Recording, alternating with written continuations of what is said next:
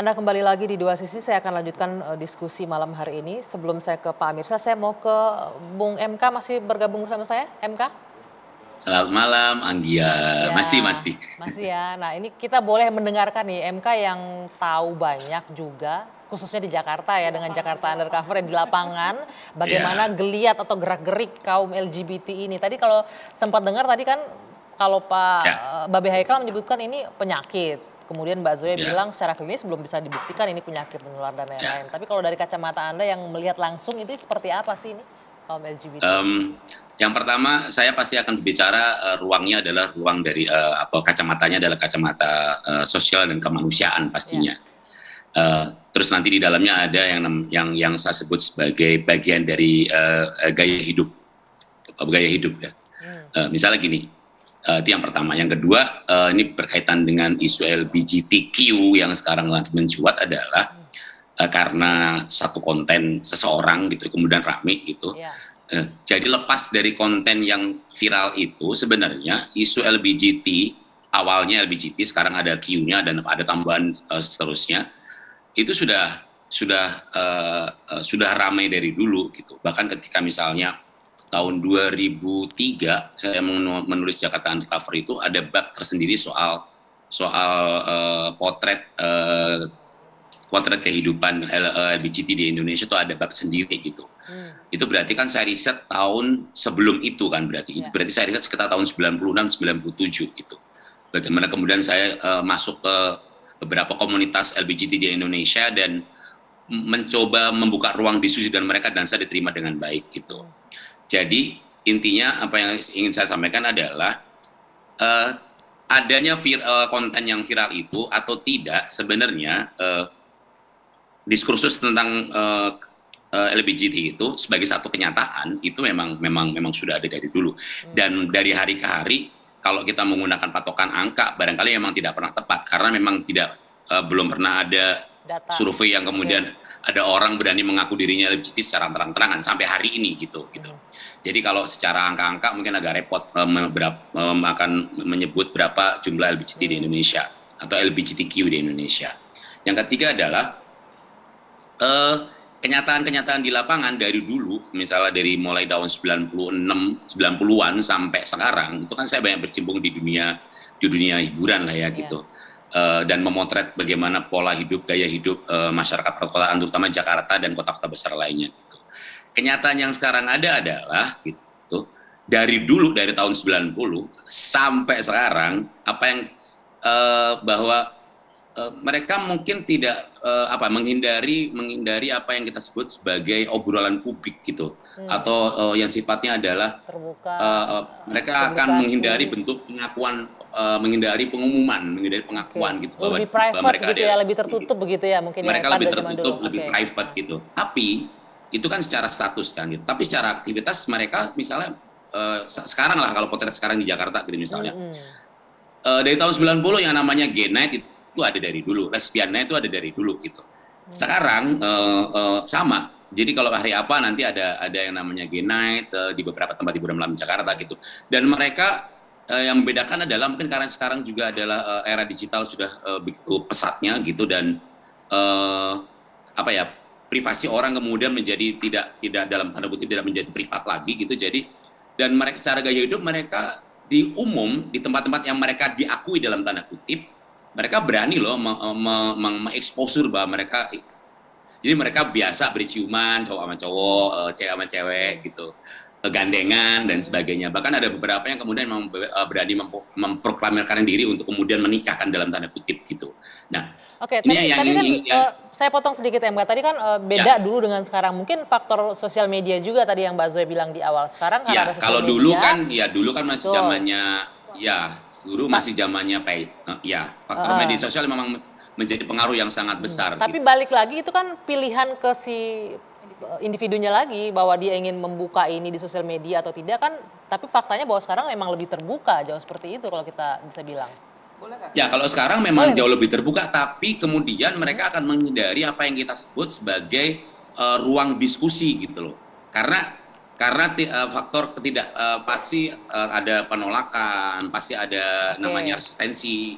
ada yang namanya kemudian ada yang dalam tanda kutip yang kita sebut sebagai bully sosial juga ada. Tapi kan faktanya gitu. sekarang makin banyak loh di channel-channel sosial media Oh ya, yang bikin kalau sekarang harus jujur bahwa media sosial yang kemudian menjembatani tidak hanya media sosial tapi juga tempat-tempat yang real gitu, menjembatani eksistensi mereka juga banyak. Oke. Gitu. Sebentar ya, silakan. Saya mau masuknya begini. Mohon maaf kalau saya bilang ini pemerintah nggak serius. Nggak serius dalam hal apa? Nggak serius dalam hal mengatasi ini semua. Ditindak dari sudut agama, nggak bakal agama membolehkan dan menyetujui dan mengizinkan, nggak bakal agama apapun. Jadi si Pancasila jelas menginjak-injak pasal-pasal dalam Pancasila. Karena kalau mau dibilang kemanusiaan, tentu kemanusiaan yang berketuhanan yang Maha Esa. Mau dibilang keadilan, tentu keadilan yang berketuhanan yang Maha Esa. Mestinya ini sepakat semua. Masa dari tahun 2014 sampai sekarang nggak lahir-lahir tuh undang-undang. Mestinya dari sekarang nih langsung Kominfo stop.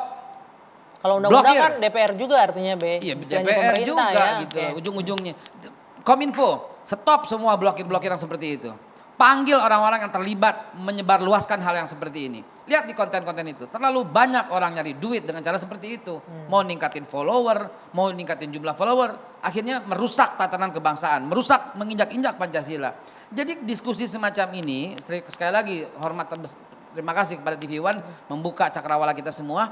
Sekali lagi kita push, ini pemerintah katanya revolusi mental. Revolusi mental apa nih? Udah lewat berapa tahun begitu loh. 2014 sampai sekarang susahnya itu di mana? Apa yang susah? Apa yang membuat DPR tidak mau melahirkan undang-undang ini? Ke situ aja deh. Dan polisi juga harus segera nih. Ya polisi dengan undang-undangnya juga mendorong. Ini bahaya kalau dilanjutkan. Tahu ada berapa negara hari ini yang telah menggolkan undang-undang? 71 negara. Telah menggolkan undang-undang yang melarang LGBT di negaranya. Terus kita katanya negara Pancasila, katanya negara beragama. Kok begini gitu loh. Ini sayangnya nggak ada yang bisa menjawab ya malam hari ini. Kita mengundang sejumlah anggota DPR tapi masih belum bisa bergabung. Saya mau ke Pak Amir Syah terlebih dahulu. Pak Amir Syah, tadi mungkin sudah mendengarkan dari segi klinis seperti apa, dari sosial gaya hidup seperti apa, dari agama nih. Karena seperti yang Mbak Be bilang tadi, kita kan 90% Islam. Umat Islam ini harus seperti apa sih menyikapi fenomena LGBT? Ya, pertama seperti kita ketahui bahwa agama, apapun agamanya, terutama saya sebagai penganut Muslim, ingin mengajak 270 juta, 97% umat Islam Indonesia mengatakan bahwa LGBT atau istilah lain dalam Fatwa MUI nomor 57 tahun 2014, LGSP, lesbi, gay, sodomi, pencabulan. Ya, pencabulan ini penting. Mengapa disebut pencabulan? Karena pencabulan ini menggunakan jenis kelamin baik sama maupun berbeda, tapi dengan cara melakukan pencabulan yang sifatnya melecehkan, meremas-remas, meraba. Misalnya begini, sejenis, saya dengan Mas Haikal, pegang-pegangan, gini-ginian. Itu perilaku apa itu? Apalagi sodomi, menggunakan hubungan seksual lewat anus. Begitu juga dengan perilaku J, sesama jenis. Begitu juga dengan lesbi, sesama jenis. Kan begitu ya? Nah, kita harus memahami bahwa ini penyimpangan seksual. Penyimpangan seksual menyebutnya. Kalau kita tidak sepakat, mungkin di antara kita di sini mungkin berbeda ya, tapi saya ingin menegaskan bahwa manusia sebagai makhluk sosial, makhluk yang berketuhanan, ya, dia harus meyakini bahwa penyaluran seksual itu adalah penyaluran sesuai kodrat dan fitrahnya manusia. Mengapa harus sesuai dengan kodrat dan fitrahnya manusia? Karena Tuhan menciptakan manusia untuk melanjutkan keturunan, menjaga keturunan, hibjun nasl sebagai salah satu tujuan dari maqasid syariah. Begitu juga hibzul akal, menjaga pikiran supaya pikiran jangan macam-macam. Bahwa Tuhan menciptakan kita untuk hidup berpasang-pasangan. Untuk apa? Saling mengenal, saling menikah, melanjutkan keturunan. Ya. Itulah yang diajarkan oleh agama. Saya yakin semua ajaran agama mengajarkan itu. Untuk apa? Untuk kemaslahatan kehidupan manusia. Oke. Dan ini fakta sejarah sudah banyak. Masa Nabi Lut, Ya. yang Lut memerintahkan, wahai kaumku, nikahilah anak gadisku. Ada seorang penafsir yang saya heran mengatakan, akhirnya orang tidak mau menikahi karena kecemburuan macam-macam. Tidak begitu. Tidak begitu. Tetapi yang ingin kita sebutkan dalam konteks ini ialah bahwa menikah sesuai kodratnya, sesuai fitrahnya, dalam rangka melanjutkan keturunan, sangat bertolak belakang dengan praktek LGBT. Bagaimana mau melahirkan sesama jenis? Saya tertarik ya dengan ungkapan Ki Hasyim Muzadi, mantan ketua PBNU, yang sudah jadi viral juga. Saya nggak kebayang bagi saya perempuan dengan perempuan itu kayak apa. Saya nggak tahu lah katanya. Begitu juga laki-laki dengan laki-laki. Jadi maksud saya ingin memberi ketahu kepada publik bahwa ini sebenarnya bisa dicegah.